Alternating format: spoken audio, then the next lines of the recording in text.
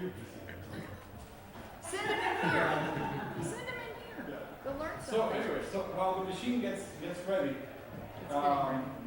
and then you'll see the visuals. There's a collection of trinkets here that I brought and collected through the years, and somehow they are not part of the lecture, but they are related to it.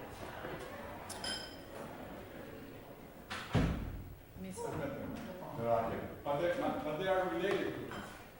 And some things that the spirit of the lecture tonight is that the world of the Americans, and when I talk the Americans, anybody who is not from the United States understand we, the Americans. Because you in the United States is we the people. Because the Americas start in Alaska and end in Chile. So I'm 100% American, born in Guatemala. Because I am part of the Americas. Somehow the name, got appropriated. You heard that me sometime before, that the Americans are people from the United States. And I always try to say something that is interesting, that the most powerful country in the world is the only one who doesn't have a name. Because there are 5 United States of America in the Americas today. Yeah. So there are 5 United States of America in America today.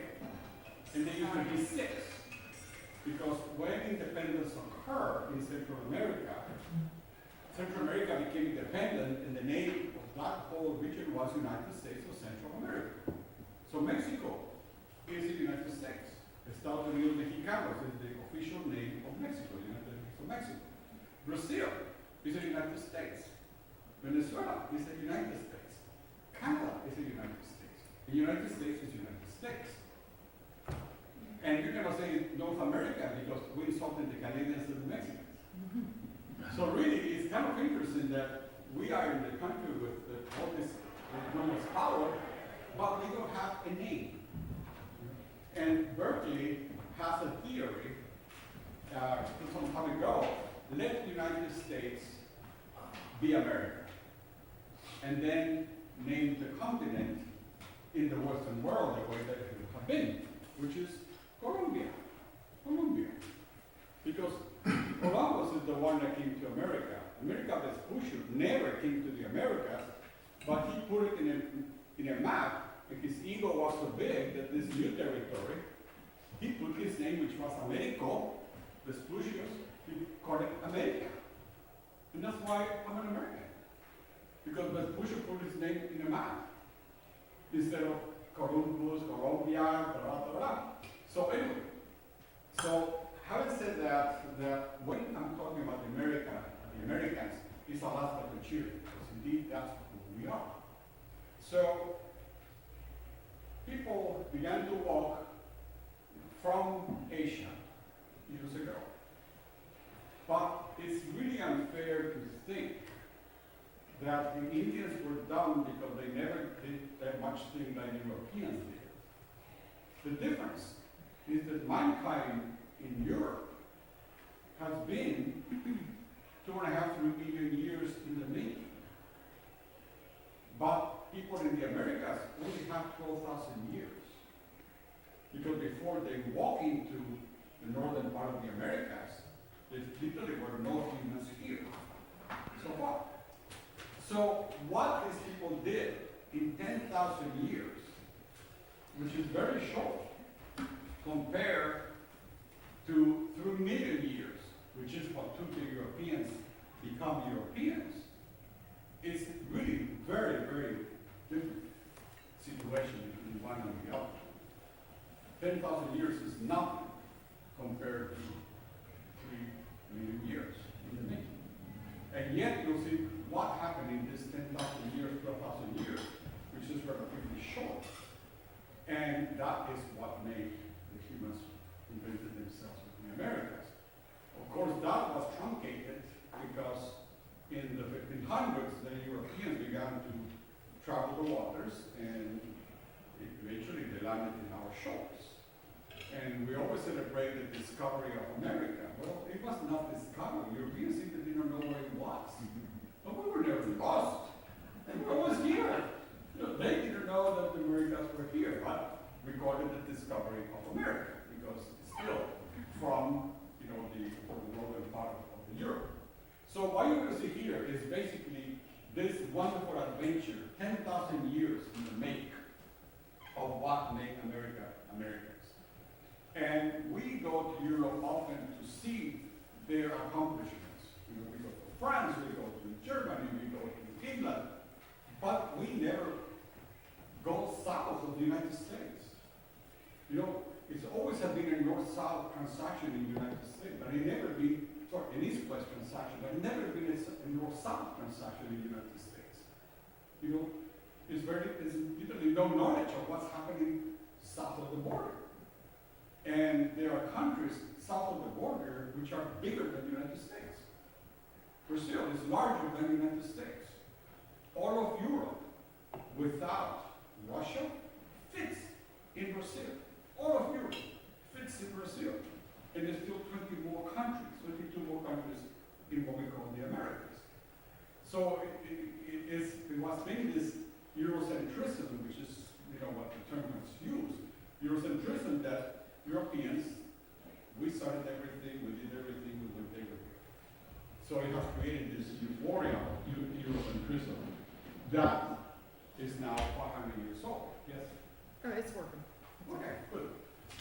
So these instruments I have in here are related to some of those trying to do, because what happened is that not only had only 12,000 years to develop in the Americas, but once Europeans came here, they did not come alone. If they had come alone, it would be one thing, but they did not come alone. They brought Christ with them. And this is not a religion class, and this is not a church. So the Christians were transplanted from Europe to the Americas. Before Europeans were here, there was no Jesus Christ here, and there was no sin. Because that is a Christian invention. And the Christ was born over there. So when Christ was brought here by the Europeans, it was one of the worst calamities ever in the Americas. Because what happens is that just like Alexander, I'll put this around, not your eyes. Just like Alexander the Great created his library in Alexandria in northern Africa, and the knowledge of the world was there in books. And it survived there for several hundred years. But then the Christians came with the Romans. Before the Romans were pagan, and then in Egypt, when the Christians came with the Romans, they burned all the books in Alexandria. And they did exactly the same thing in the Americas. And they did it because they never saw the sign of the cross. And all these books that the Americans have to do, oh, Jesus Christ was not even here. But it was not, there was a single cross in the act of the devil, burned it. So we lost all the science, history, process, computation, mathematics, because these things were burned. And you'll see some of these things in there. Diego Bellanda was a bishop in the Yucatan, and he wrote a book after he was really very, very cruel in the Yucatan. And he writes in there that he used the Maya books to heat up the water, to take bath in warm water in the Yucatan that is so hot. And he wrote that. I use the books of the Maya to heat up the water so I can take a bath. So a total disregard. So with that, everything which was actually written disappeared. So now we're left trying to decipher what went on in this world for 12,000 years without documentations. I'm showing this because this is one of those codexes of the Maya, and out of all the ones that were, 5 survived. 5 of the Maya period. And 400 years later, the Aztec had some other ones writing. They had more pictographs they're writing because the Aztec never learned to write, or numbering, but they have pictographs. And there are probably about 16 of them. So one time I read that try to think that we lose all the information we have here right now in the United States, right?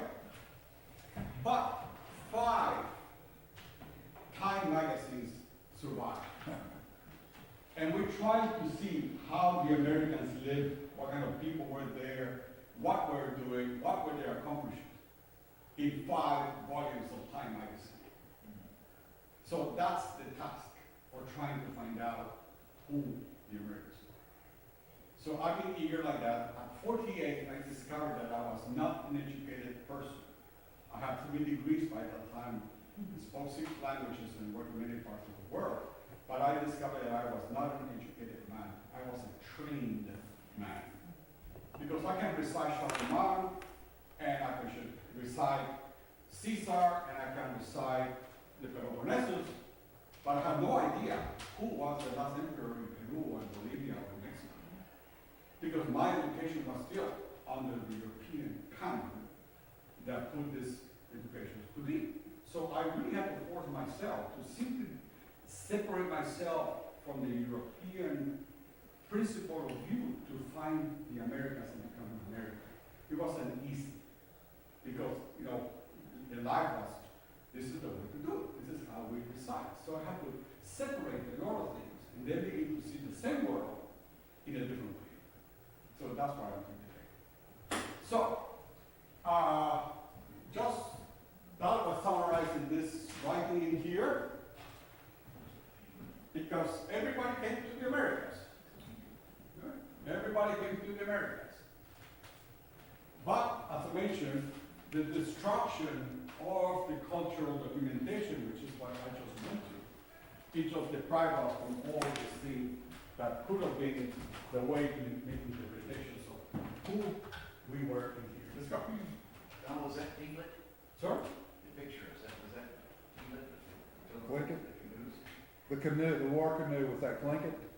Yeah, from the northwest. Or Haida, maybe? Yeah, I'll refer to that one later on, but it just, that's part of what the United States and the Americans were here.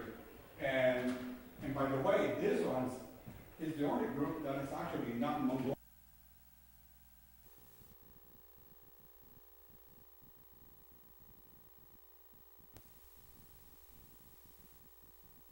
These natives of the Southwest actually are Koreans, but the rest of the central continent, those are Mongolian.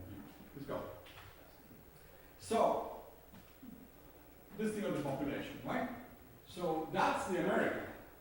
And when they cross very here and travel the Americas to here, it took about 5,000 years to do that. And because they are sites, campsites, the archaeologists have been seeing, and it took 5,000 years to do that. So that's about 11 miles per generation. When you settle, you clear the jungle, you clear the forest, you till the land, and then when your children grow and want to marry, then of course the community helps to clear the land, to toll the tree, to plant the thing. So it's about 11 miles per generation that the people walk all the way from here to the coast of Chile. Once they got here, people began to walk back, and they got to Venezuela and here, and then they hopped the islands. So actually Cuba is the very last part of the Americas which was populated with these migrations. Because they had to come this, then through there, and then follow the arc in there. But basically, this is the corridor because the Rockies are this side. So they walk on the other side of the Rockies. So when they see this, who were the first Americans, I always have a fallacy. Because the American Indian is always depicted naked. Their skin is like ours. They get hot and they get cold. So it's really this part of the downgrading of the Americans, which was useful politically for the conquest, that you have ice and glaciers, but the guys are naked.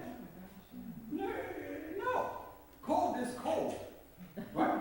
Cold is cold. You don't have to leave, but it's this kind of idea that these people are just dressed with whatever when they actually were walking from Central Asia.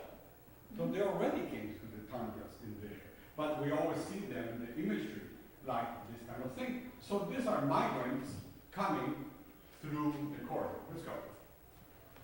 So, no, the humans were not the first Americans. The animals were the first Americans. Because they were here and also they were already migrating along the ways. So here, if the mammals are woolly, why are the humans naked? Right? So I'm trying, it took me after 48 years to begin to see this. And one time I saw John Wayne and Tonto. And John Wayne had the hat, and had the bandana, and he had the vest, and he had the suede jacket, and he had the gloves, and he had the chaps, he had the jeans and the book, and Tonto has the loincloth. When they were making the movies, one was very cold, or one was very hot. They couldn't be in the same place, dressed the same way, but it's this iconography they are creating, that the American people are naked. Right? So anyway, so that is the panorama of the first Americans, when these guys were up and down through the tundra, and of course this is more the tropics a little bit farther south. But what is important on this is that you're going to see horses here, and you're going to see the camels. Those are American creatures. They are from the Americas. And somehow the horse and the camel walk back the path of the humans, and then you find the camels now in the deserts in Arabia and Siberia, and the horses as well, and then the horses disappeared in the Americas. So we have to wait till the Spaniards reintroduce the horse when the conquest occurred. And that's how now we have horses in here. And the camels, for example, the big ones are now in Asia, but the camels in the Americas are still here, which are the llamas, the yacuñas, and one is about that size, about the size of a goat. Those are still camels. But those two guys did the opposite. They walked back to Asia from the Americas. But all this fauna, it's all American. And you see the bones out on the trails where these people were walking. And then, of course, these are, again, depicting of what happened when the Americas were young. This way. So, these guys were now beginning to travel through the Asia and moving around the Americans, and the humans began to appear. So began to know the herds, American herds, and began to follow. And we know that because in maps, this is the Canadian border, you can see here, these are rivers of ice, these are mountains, and these are campsites where the archaeologists have located in those canyons that were not free of ice, we just simply got less ice. And that's why they were able to walk. But these are actually where you see all these findings, because I found this interesting that while the humans were beginning to see the first American herds, the previous were already buried in here. So when archaeologists go from here along those paths, they found this, and those are the campsites.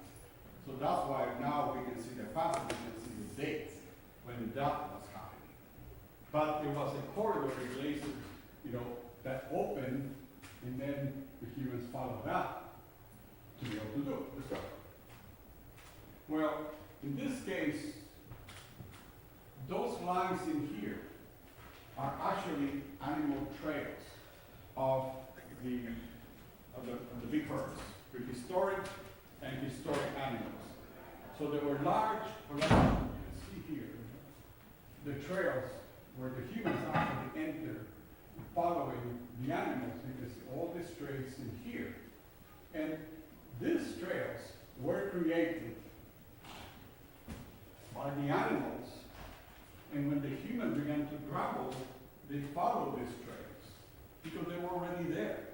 There was no machete. So they were there, and the other thing that's interesting is that in the slope of these trails of the animals, it was made because the cattle has a certain sense in the brain that they cannot climb more than a certain angle. And it's not the going up, it's the coming down that they have full brakes. So they learn to only go a certain up slope. And once you get the trains,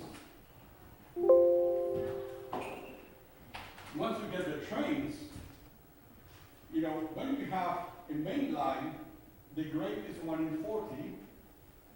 When you have a branch railroad, then the slope is 1 in 30. And the cows and the cattle have that angle. So if you ride the railroads in the United States, especially through the Rockies in the past, those were animal paths and human paths that the trains just followed because the grade was already there. The animals have done it. We just follow the way. You know, humans, we are great for that kind of thing.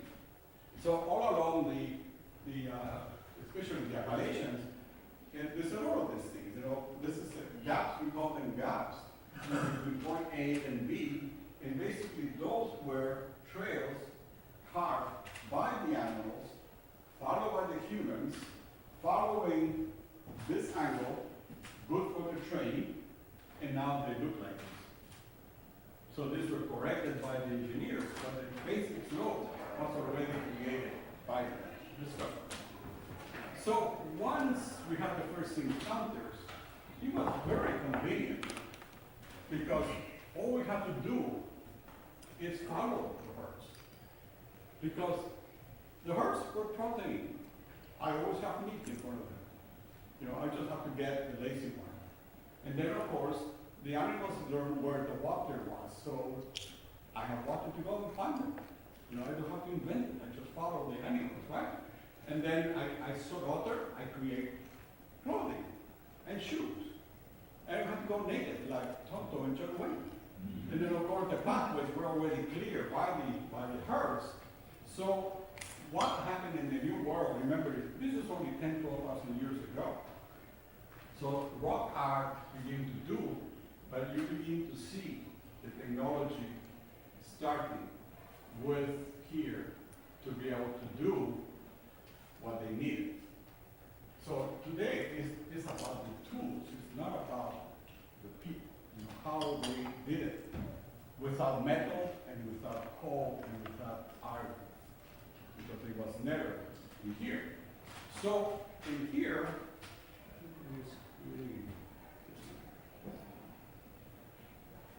so when we see this depiction of these people, what I'm after this one is already the technology that they have to develop, because they have the tools enough to carry the kill. They have to have enough in order to start a fire, smoke the fish, smoke the meat to be able to be preserved, already with assistance of the best friends, which are the dogs. By ourselves, we cannot do it.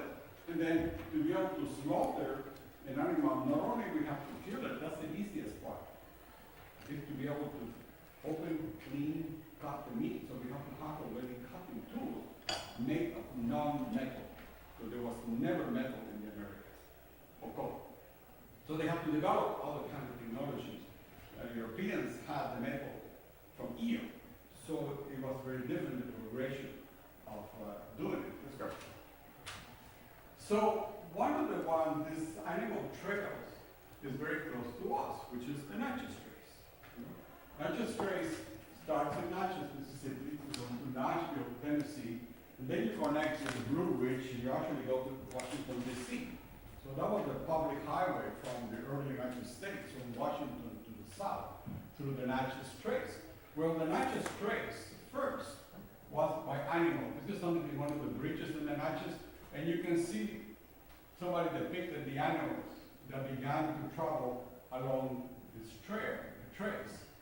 Then, after the animals, the humans began to appear, and when the humans began to appear, the natives knew that that was the path, and then the Europeans followed the path. So now is the time where both cultures are transiting in this trace, when natives are going one way and Europeans are going the other way. But for one time, they were actually using the same space at the same time. And so many millions of animals and people have gone through there that just one step at a time was able to carve these gullies. The level of the body is here. This was excavated by the hooves, animals, and feet of the people. These are millions, of people doing it, and beautiful that one is you can visit the original trace, and in some places it was bigger. You can see the gradient in here. I don't have to tell you who created that snow. Right? It was the cat. And it's very pleasant to do it. So it's easy to create the painting on something which was created by the others. So these were these corridors all around the American continent that people began to walk and populate this way. So they became a preset corridor. The animals have created the traces. So the humans are following it. And all this were migrants. So this is the first image that we saw. It's not that different of what is happening today. No? And they are on set corridors. People have no idea where this goes, but they know they don't know. So stay in the corridor. It's already there. You just have to follow the railroad tracks. And suddenly you have to trample. That's a different story. But the corridor is already set. It's this and that. So it's not that much that we have gone all the way to the moon. Few have gone to the moon. The rest of the world has not changed that much. Do you want to give me a cup of water? Cup of water. Let's go. So, these are the images again that we see. Those are reconstructions of different hotels. So, if you read down below, here, it's an indication, But these are modern images made by Eurocentrics 500 years after they came. And in 500 years, the concept of the American people, it hasn't changed that much. So we still think they do. This was the best way instead of Michelangelo doing the palaces. Well, nobody in their right mind will live in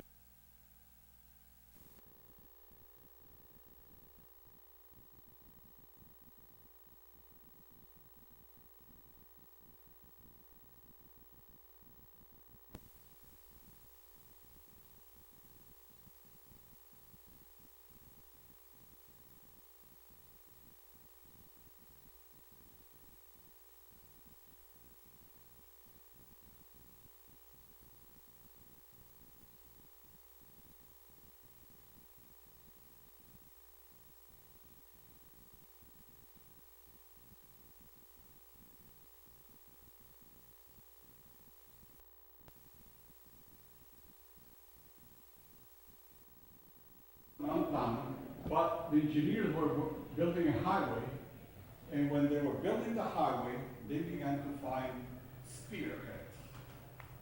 But they were on a schedule. So they invited a couple of professors from the local university to excavate, because they had to place the concrete on top because there is a schedule to build the highway. So these guys were working 24 hours a day, digging as fast as possible, trying to get things out of the ground before the bulldozers came and finished and put the concrete on top. And what came out of that line was this incredible treasure of points which were developed in here, in New Mexico, that has the Clovis Point, which was a completely different technology. And now, with this more powerful kind of weapon and more finished idea that before they didn't have, now you can tackle larger food sources because you have this. And of course, man is clever, so you don't fight those alone because they're gonna win. You put them into swampy and mud where you take the advantage, and then you come and work with those Clovis points. And we know that because where this happened, in Clovis, New Mexico, you still see the skeletons where this woolly mammoth rested. And of course, slaughter, whatever they were to carry out. And among the bones are Clovis points. So this Clovis point is a true American thing that transformed the whole Americas. Took 5,000 years to go from Bering to Chile, but it took only 3,000 years to get the Clovis points from there to there. Donald, we have a Clovis Point upstairs in the History Museum that is probably around 10,000 years old, and it was found locally. It was probably from trade.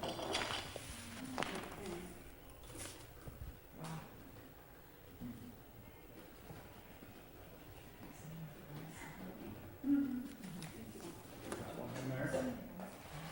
Ah.